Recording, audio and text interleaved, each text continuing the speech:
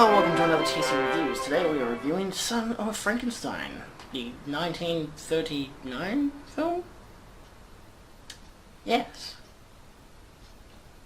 I gotta say, this was actually quite enjoyable to watch. Not as good as... Actually, probably the weakest of the three, in a way, because... You'll see.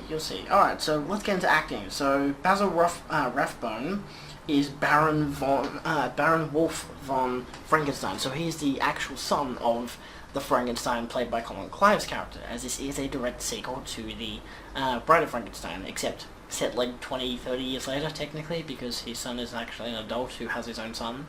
Even though they say, like, oh, the monster thing happened a couple of years ago.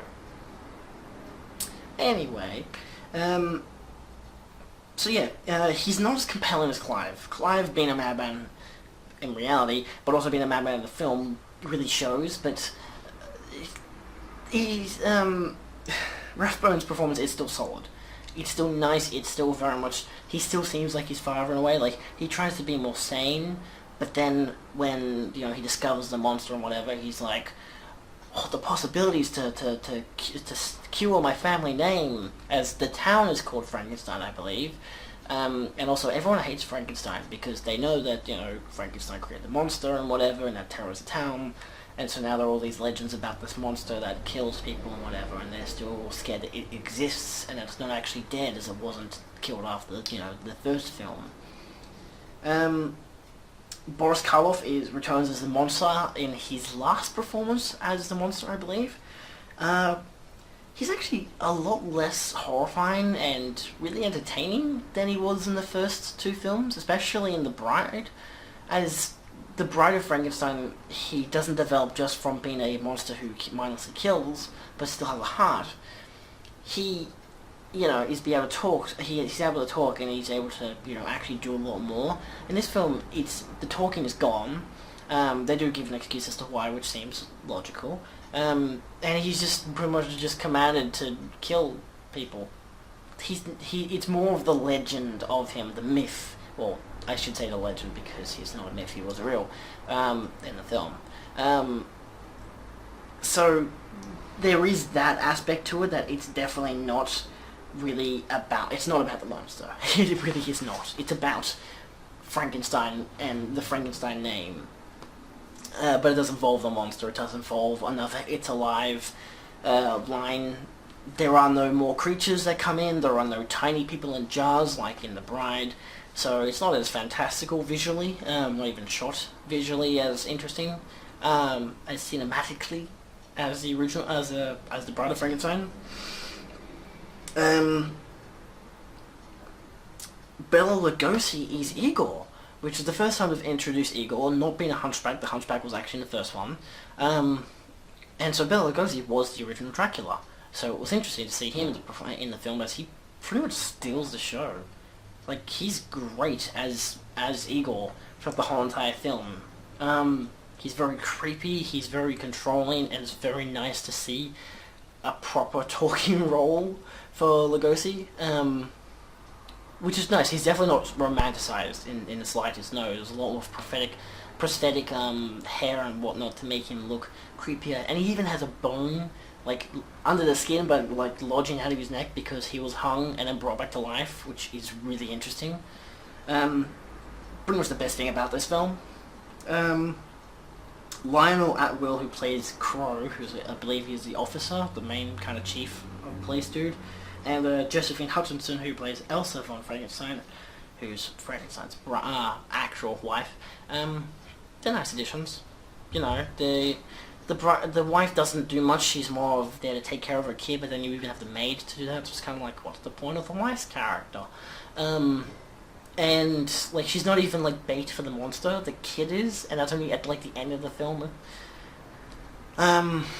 And the cop has a better backstory, because, like, when the monster first terrorized, he lost his arm was ripped out as a kid, so he got a prosthetic arm. That's really interesting to see. It's a nice little, you know, kind of more touching thing. So he's obviously going to be more suspicious of character and more wary that there's something here trying to scare everyone, trying to kill everyone, which is interesting. The directing, so this is actually directed by Roland V. Lee. It's a good film. He directs a good film.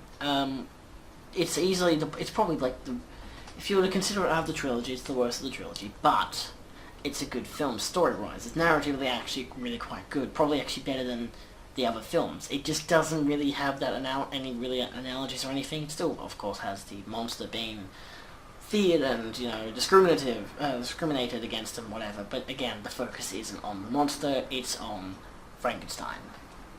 Which, again, goes to show, like, everyone's, like, hates him because he's like, you've come to our village to live here because your father's dead, and we know that you're going to make another monster and you're going to do wrong by this town, and he tries to prove himself, and then he doesn't. He literally does the opposite.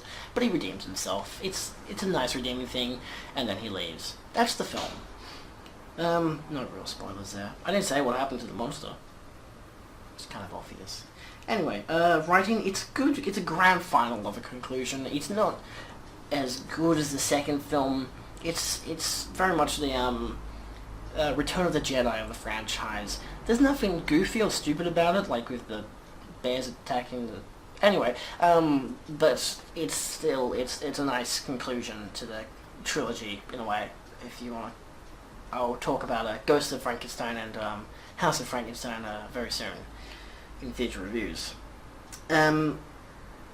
Yeah, the characters are a good addition to the world of the film. It definitely continues this world-building, gothic nature of the film in what tries to be a more modern time, but, again, it's still shot 4 years after Bride of Frankenstein, so there's not much to add. Actually, was it shot? I mean, maybe 6 years. I think, who really cares? It's in the same decade of release. But it still ends that decade. So let's see, does it hold up?